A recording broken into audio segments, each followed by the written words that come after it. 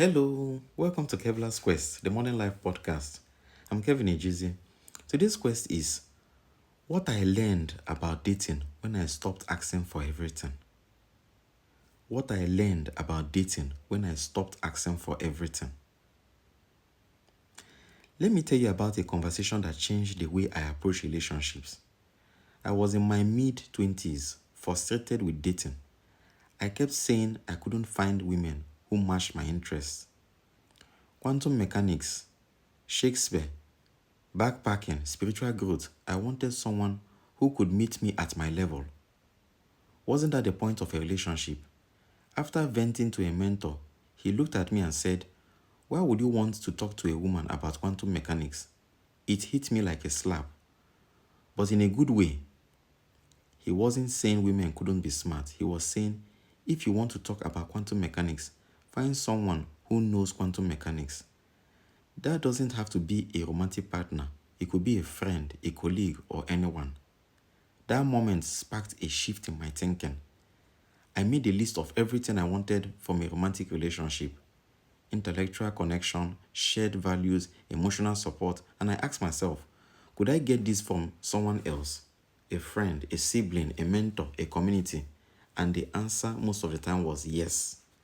So I made a decision. If I could get a need met outside of a romantic relationship, I would. That way, I will only bring to a woman the few things I couldn't get anywhere else. And that simplified everything. Instead of dozens of expectations, I narrowed it down to 4 non-negotiables. Number 1 was sex. As a heterosexual man, this is something I can only get from a romantic relationship with a woman. So it became a priority. Just like income is a priority in a job. The second one was physical attraction. I needed to be genuinely attracted to her, not just for chemistry, but so I wouldn't feel like I settled.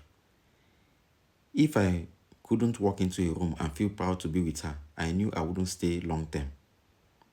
The third one was femininity, that softness and warmth that is unique to romantic intimacy. It's not something you get from platonic or professional relationships, and I didn't want to outsource it. Then the fourth one was inoffensiveness. That one might sound strange, but it's crucial.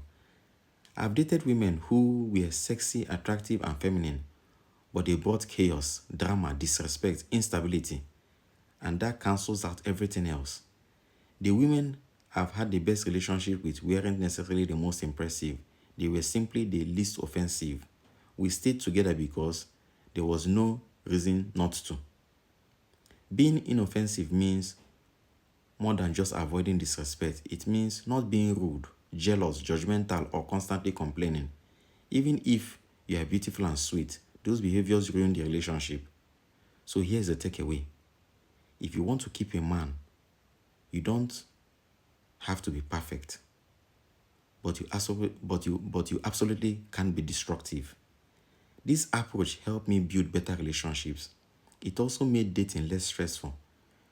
When you only expect a few things, it's harder to be disappointed. And while it might sound like you are expecting less, you are actually being more realistic. And that makes relationships more sustainable. Historically, people lived in tribes and villages. They had many relationships that met different needs. But today, we expect one person to be our entire support system. That's a lot of pressure. Maybe it's time to take a page from history and spread our needs across different relationships.